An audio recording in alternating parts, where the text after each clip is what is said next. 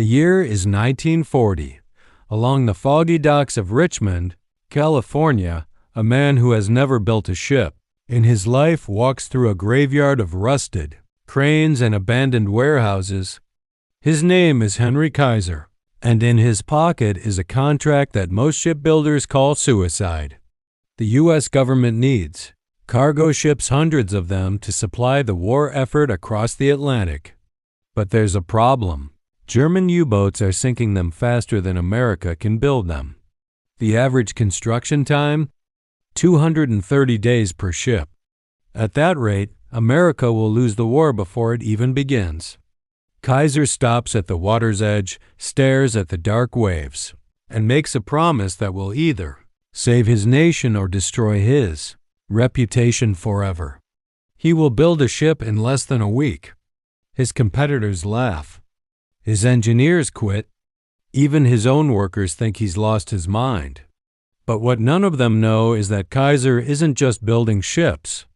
He's about to rewrite 3 centuries of maritime construction and prove that everything the world knew about shipbuilding was wrong. 4 days, 15 hours, and 29 minutes. That's all it took to build the SS Robert E. Peary. But this story isn't about that one ship.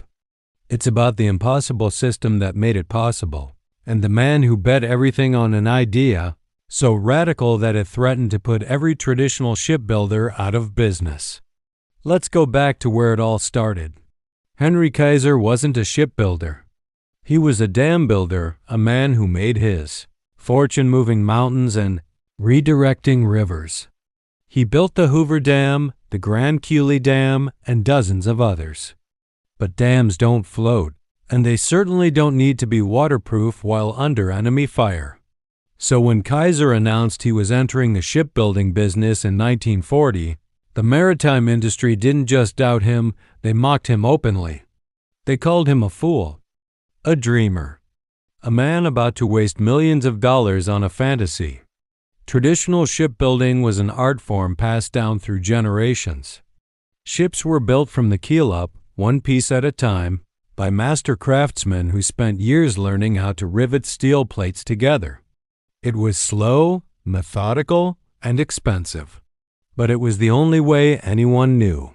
Kaiser looked at this centuries-old process and saw something no one else did, a bottleneck.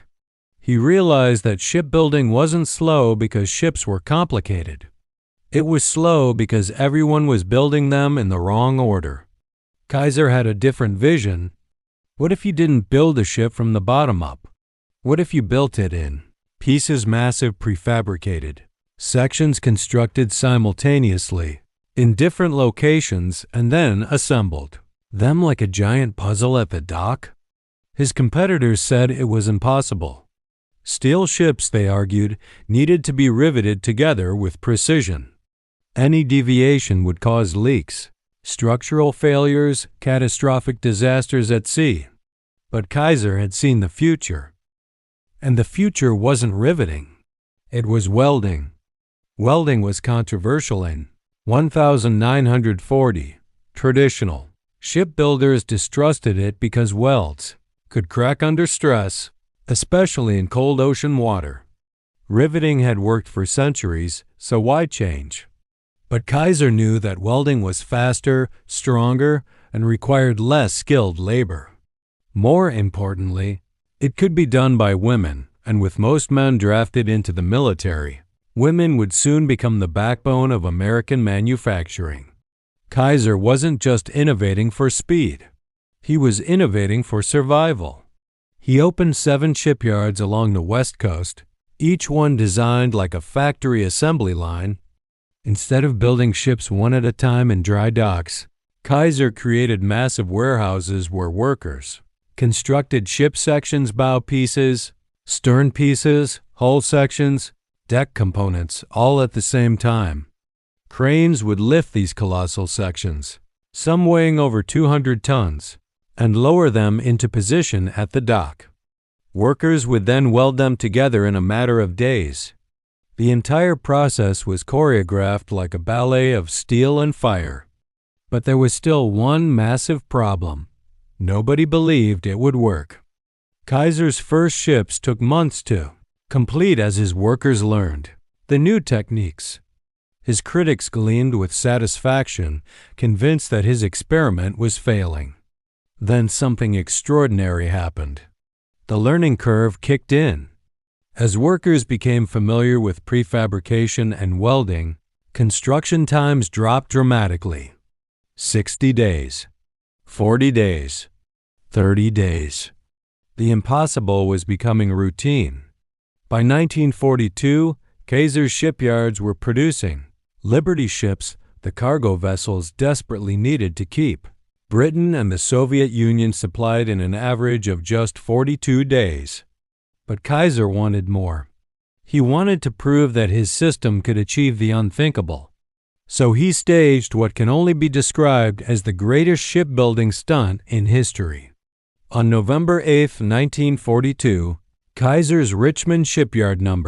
2 prepared to build the SS Robert E. Peary, but this wouldn't be a normal construction. This would be a competition against time itself, a demonstration to show the world what American ingenuity could accomplish. Workers were handpicked. Materials were pre-positioned. Every weld, every crane movement, every bolt was planned down to the second. The clock started at midnight. The entire nation watched. What happened over the next 4 days defied belief. Workers swarmed the dry dock in perfectly coordinated shifts, welding prefabricated sections together with blistering speed. Sparks flew 24 hours a day as the ship took shape before spectators' eyes. The bow appeared. The stern followed. Deck sections dropped into place like pieces of a jigsaw puzzle. There were no delays, no mistakes, no second-guessing. Just pure, relentless efficiency. 4 days, 15 hours, and 29 minutes after the first piece of steel was laid, the SS Robert E. Peary slid into the water a fully functional cargo, ship ready for war. The record still stands today, more than 80 years later, as the fastest construction of a ship of its size in human history. But here's what most people don't know. The Peary wasn't just a publicity stunt. It was proof of concept for a system that would produce nearly 1,500 Liberty ships by 1945, fundamentally altering the course of World War II. Kaiser's shipyards employed over 196,000 workers at their peak, including more than 40,000 women who learned welding and became known as Rosie the Riveters, even though they were actually welders. These women proved that industrial manufacturing didn't require decades of apprenticeship or masculine strength. It required smart systems and effective training. Kaiser provided childcare, medical facilities, and equal pay, revolutionary concepts that helped attract and retain the workforce that would build the arsenal of democracy.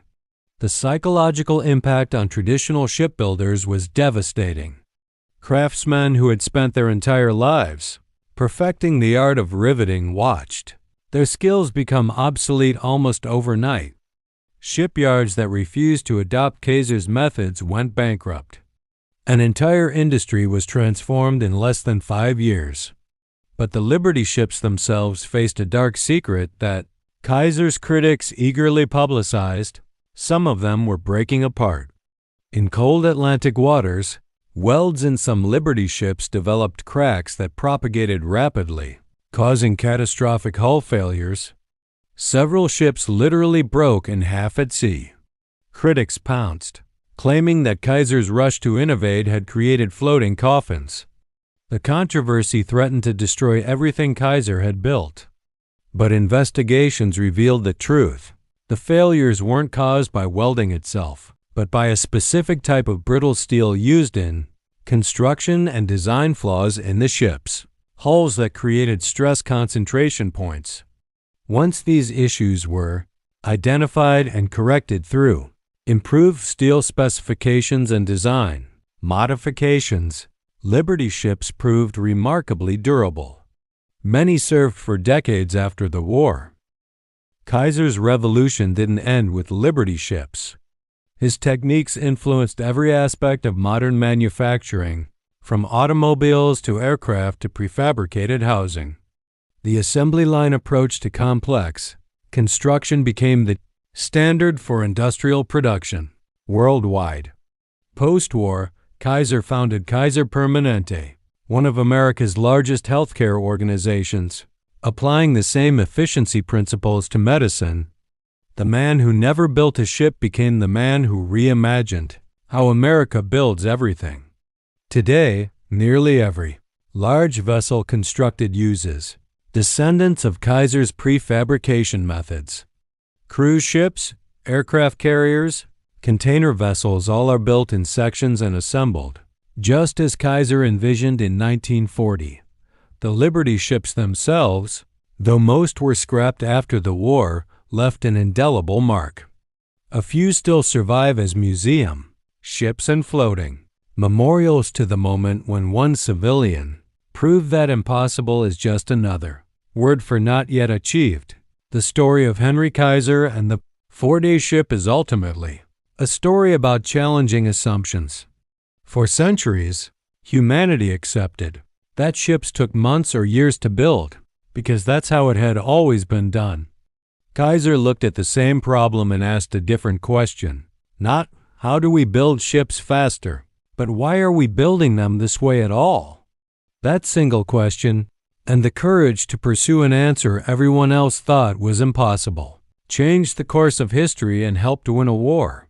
4 days, 15 hours, and 29 minutes.